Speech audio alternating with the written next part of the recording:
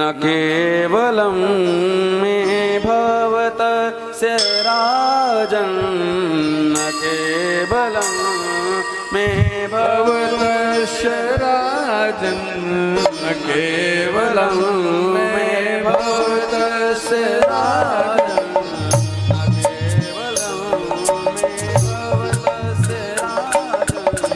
न केवलं मे भवतस्य राजन् सवै बलं बलिनां च परेषां सवै बलं बलिनां च परेषां सवै बलं बलिनां च परेषां सवै बलं बलिनां च परेषां बरे बरे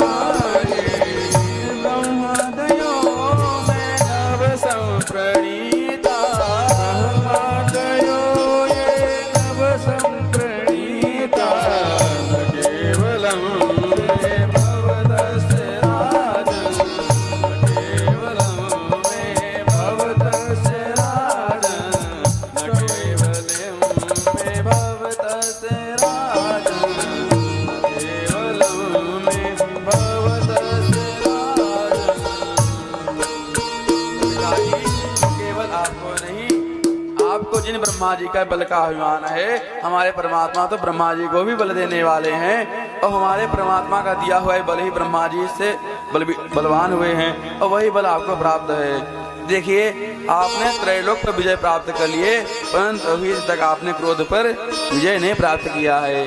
क्रोध के मारे आपका शरीर इतना कांप रहा है। इससे पहले आपके भीतर जो शत्रु घुसा है, इसको पहले विजय प्राप्त करिए, तब संसार में विजय प्राप्त करिएगा। तब प्रहलाद कहते हैं, तो हिरण्यकशिपु बताया कि बताओ एक बात बता, तेरा भगवान कहाँ है? प्रहलाद जी बोले, पिताजी आप सही प्रश्न नहीं है। सही प्रश्न यह है कि हमारा भगवान कहाँ नहीं है। हमारा भगवान सब जगह हैं। वे वेष्टि व्यापनो सकलम जगति विष्णु, वो सब जगह हैं। क्वासवत सर्वत्र कस्मा स्तंभे न दृश्यते। अगर तेरा भगवान सब जगह है तो मुझे इस खंभे में क्यों नहीं दिखाई दे रहा है? प्रहलाद बोले, मया तो दृष्टतम, मुझे तो दिखाई दे रहे हैं। बोले, अच्छा, तेरा अगर भगवान सब जगह है तो क्या इस खंभे में है? प्रहलाद जी ने हाँ किया तो हिरण्यकशिपु ने घुमा करके गया मारा। गड़गड़ानो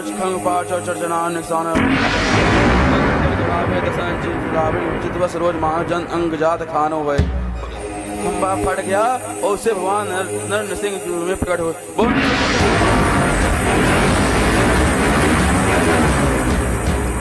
गर्जना करते हुए जन सिंह भगवान प्रकट हुए तो हिरण्यकशिपु बेचारा डर गया। सचमुच इसका भगवान बड़ा खतरनाक है, परंतु जो हमारे पास ब्रह्मा जी का वरदान है, हम क्यों डरें? भगवान के ब्रह्मा जी का वरदान हमारी रक्षा करेगा। युद्ध होने लगा और भगवान ने क्या किया कि हिरण्यकशिपु को पकड़ करके बीच देहली पर बैठ गए। बोला, गिर गया तो क्या हुआ महाराज? मरने वाला मैं नहीं हूँ। बोले, क्यों? बोले, मैंने वरदान मांगा है कि न मैं ऊपर मरूं न नीचे मरूं। भगवान बोले, तो तुम्हारी गोद में है, न ऊपर है न नीचे है, ये मध्य है। तो बोला, अच्छा, तो मैंने और वरदान मांगा था क्या? बोले, न मैं भीतर मरूं न बाहर मरूं। भगवान बोले, इसलिए मैं बीच देहली में बैठा हुआ हूँ, न भीतर है न बाहर है, तो मैं न अस्त्र से मरूं न शस्त्र से मरूं। भगवान बोले, जो मेरा नाखून देख रहा है न, ये तो न अस्त्र है और ना ही शस्त्र हैं, परंतु तेरे लिए पर्याप्त हैं, इसी से तेरे मेरा आपेषण करूंगा। बोला, अच्छा, तो मैं 12 महीने में किसी महीने में न मरूं। भगवान बोले, इसमें अधिक मास चल रहा है, ये 13वां महीना मैं स्पेशल तेरे लिए बनवा के रखा था, तो मैं ब्रह्मा के बनाई हुई सृष्टि से किसी सृष्टि में न मरूं, उनके सृष्टि में न मरूं। भगवान बोले, सुन, ब्रह्मा जी को मैंने बनाया है, ब्रह्मा जी ने मुझे नहीं बनाया है। अब तक घबरा गया। अंत में भगवान ब्रह्मा जी के सारे वरदानों की रक्षा करते हुए अपने नखाग्र भाग से उसके सीने को ही छेड़ दिए, हाथों निकाल करके माला पहना करके धारण कर लिए। बोल भक्त वत्सल भगवान की जय, नरसिंह भगवान की जय। अब ब्रह्मा भगवान का इतना क्रोध हो गया, किसी की हिम्मत नहीं हुई शांत कर सके। सभी देवता, पहले मनु लोग आए तो भगवान बोले, कौन हो तुम? बोले, महाराज हम मनु लोग हैं। अब तो जो भी आता है स्तुति करने पहला अपना परिचय देता है, बाद में स्तुति करता है। परंतु जब भगवान की क्रोध में कहीं न्यूनता नहीं दिखाई दी, तो अंत में सब स्मरण करते हैं भाई पतिदेव कितने भी क्रोधी हों, परंतु उसकी धर्मपत्नी मिलाना बहुत अच्छी तरह से जानती हैं। बोले राधे राधे। इसलिए हम सबको माता लक्ष्मी की शरण में जाना चाहिए।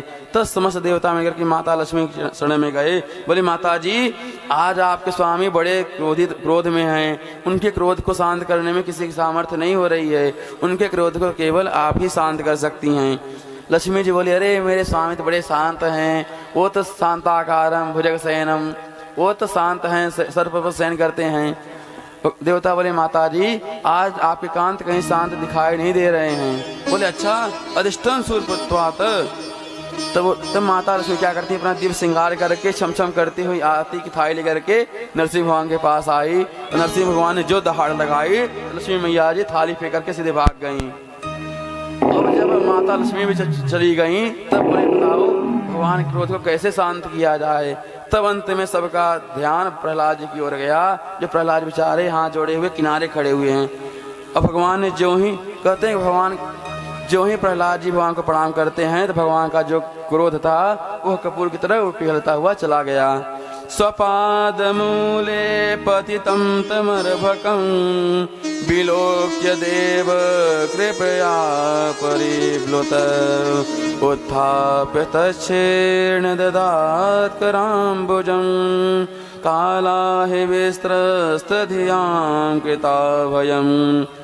प्रभु ने जहाँ अपने चरणों में पड़े हुए पुत्र प्रहलाद को देखा, तुरंत खड़े हो गए और अपनी दोनों भुजा से प्रहलाद जी को उठा करके बैठा लिए और प्रहलाद जी को वात्सल्य से इतना भगवान को वात्सल्य उमड़ा, प्रहलाद जी के शरीर पर हाथ फेरने लगे और अपनी जीवा से ही प्रहलाद जी को चाटने लगे। इस प्रकार से जिस प्रकार से सद्योजात गौ माता अपने नन्हे से बच्चे को चाटती हैं।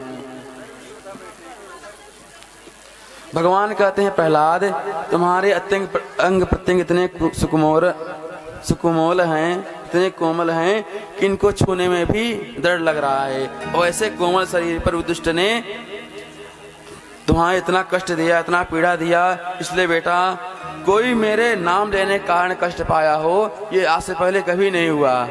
मेरे आने में विलम्ब हुआ है, इसलिए तुम्हें इतना कष्ट उठाना पड़ा है बेटा। इसलिए बेटा, हमारे अपराध को क्षमा करना। सभी देवता आश्चर्यचकित हो गए कि भाई, भक्तों को भगवान से क्षमा मांगते हुए कई बार देखे हैं, परंतु किसी भक्त से भगवान को क्षमा मांगते हुए आज प्रथम बार देख रहे हैं। तब भगवान कहते हैं, प्रहलाद जी भगवान की स्तुति करते हैं और कहते हैं, ब्रह्मादयः सुरगणा मुनयोऽथ सिद्धा सत्त्वैकतामतयो वचसां प्रवाहै नारायतं पुरगुणैरधुनापि विप्रो किं तुष्टमर्हसि मे हरिरुग्रजाते। हे प्रभु, ब्रह्मादिक देवता भी बड़े बड़े वैदिक मंत्रों से स्तुति करके चले गए, परंतु आपकी क्रोध में कहीं भी कमी नहीं आई। फिर मैं असुर देह का हूँ, आपके शत्रु का पुत्र हूँ, फिर मैं भला आपको कैसे प्रसन्न कर सकता हूँ। प्रभु, मैं जान गया कि आपने जो कृपा आज मुझ पर बरसाई है, वो कृपा इतना प्रेम आप किसी से करते नहीं हैं। न आप अपने बेटे ब्रह्मा जी से करते हैं और न ही अपने शंकर जी से। कहते हैं ना कि सबसे प्रिय कौन होता है? अपना पुत्र। और पुत्र का पुत्र और भी प्रिय होता है, परंतु जो आज प्रेम मुझसे कर रहे हैं वो प्रेम किसी करते ही नहीं हैं। भगवान कहते हैं, बेटा प्रहलाद कुछ मांगो। प्रहलाद कहते हैं, पिताजी कहते हैं, भगवान हमारे मन में कोई मांगने की इच्छा है ही नहीं, क्योंकि ये लेन देन तो व्यापारियों के मध्य होता है। भक्त भगवान में भरा कैसे लेन देन हो सकता है? और प्रभु जो आपकी भक्ति इसलिए कर रहा है कि भगवान प्रसन्न हो जाएंगे तो हमारा ये काम बन जाएगा, वो सच्चा भक्त नहीं है। वो तो न स्मृत्य सवई वणिक, वो तो व्यापारी है। भगवान कहते हैं, बेटा प्रहलाद, तू हमारे मांगेगा तो मुझे प्रसन्नता होगी, मेरी प्रसन्नता के लिए तो मांग। प्रहलाद जी ने सोचा कि निष्काम होना बड़ी अच्छी बात है, परंतु निष्कामता का अभिमान रखना ये अच्छी बात नहीं है। कोई वस्तु आपको कोई दे रहा है, अब बार बार मना करो, यह भी उचित नहीं है, आपको स्वीकार कर लेना चाहिए। तब प्रहलाद कहते हैं, प्रभु अगर आप मुझे कुछ देना चाहते हैं तो एक ही वरदान दीजिए कि यदि राशि समय कामान वरास्तुम वरदर सभ कामानां हृदय संरोहं भवतस्तु वृणे वरम। हे प्रभु अगर आप मुझे कुछ प्रदान करना चाहते हैं तो एक ही वरदान दीजिए कि हमारे मन में कोई कुछ मांगने की इच्छा ही उत्पन्न न होवे। भगवान समझ गए कि बताओ ऐसा मांगने वाला पहली बार देख रहा हूँ, सुन रहा हूँ। अंत में भगवान कहते हैं, बेटा प्रहलाद मैं आशीर्वाद देता हूँ, एक मनवंतर तुम राज्य करना, उसके बाद हमारे दिव्य पार्षद बन करके हमारे लोक में निवास करना। तब प्रहलाद की दृष्टि अपने पिता के ऊपर गई तो कहते हैं, पिता भगवान आज एक ही वरदान मांगते हैं कि हमारे इसी गद्दी पर बैठ करके हमारे पिताजी ने आपको बहुत गालियां दी हैं, आपसे बड़ा द्वेष किए हैं। मैं चाहता हूं कि हमारे पिता की भी कोई अधगति न हो, वो भी उनको भी सदगति की प्राप्ति हो। तो भगवान कहते हैं, बेटा जो व्यक्ति अंत काल में मेरा नाम स्मरण करने ले तो परम पद को प्राप्त हो जाता है। जिसने हमारी गोदी में ही अपने प्राणों को छोड़ा है वो भला अधोगामी कैसे हो सकता है, वही भगवान के परम पद का अधिकारी हो जाता है। इसलिए कहते हैं कि प्रहलाद जिस कुल में तुम जैसा हमारा परम भक्त जन्म लेता है उसकी पिता की बात क्या करें, उसकी 21 पीढ़ियां तर जाती हैं, 30 सप्तभी पिता पुत्र है। इस प्रकार से भगवान ने प्रहलाद की रक्षा करी। इसके बाद धर्म पंचाध्याय का वर्णन आता है। 4 युग होते हैं, सतयुग, द्वापर, त्रेता और कलयुग। प्रत्येक और 4 वर्ण हैं, ब्राह्मण, क्षत्रिय, वैश्य, शूद्र। प्रत्येक मनमंत्रों में भगवान का अवतार होता है।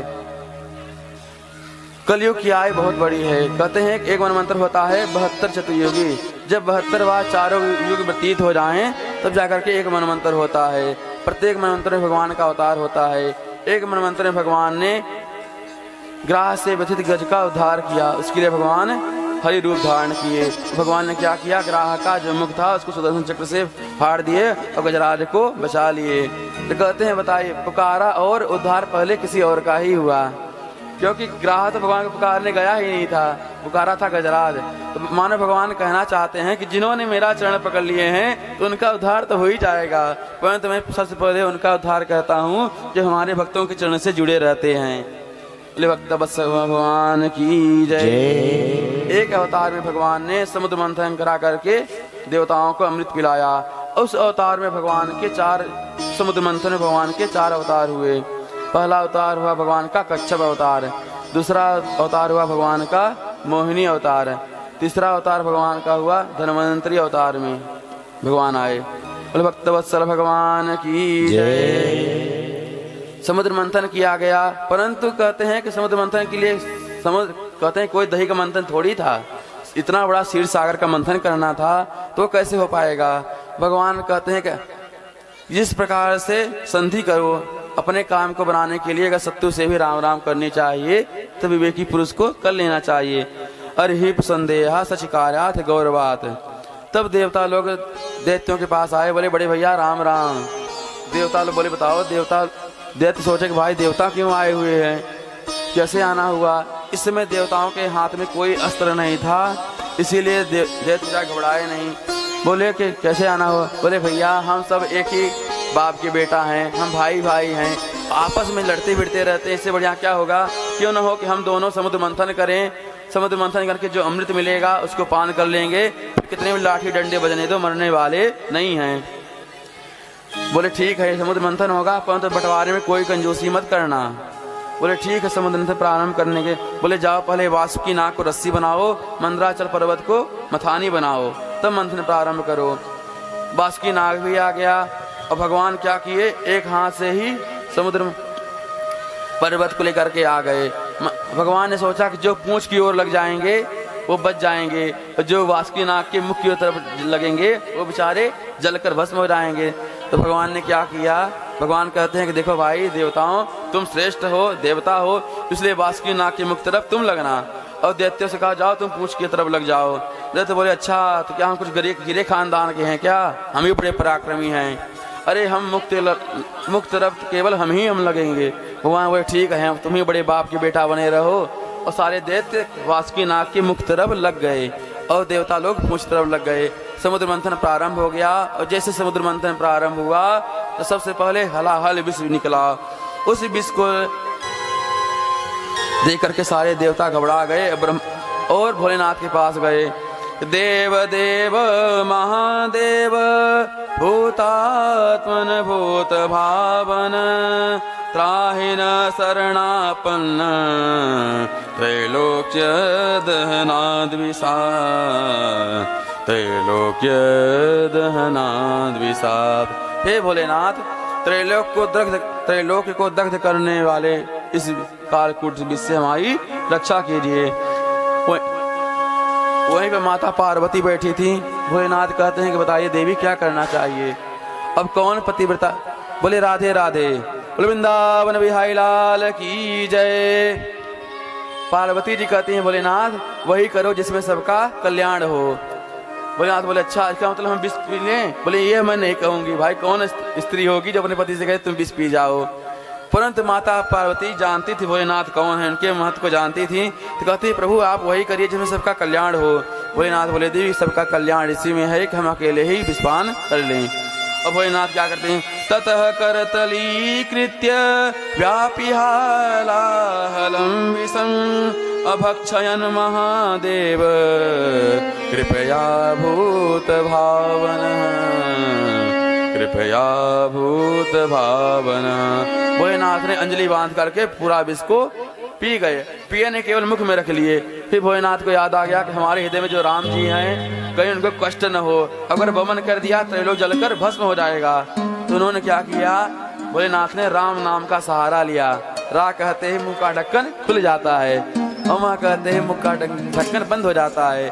भोलेनाथ ने रा का उच्चारण किया, सारे विष को मुख में रख लिए। अमा कहकर मुख का ढक्कन बंद कर लिए, न बाहर किया और न ही भीतर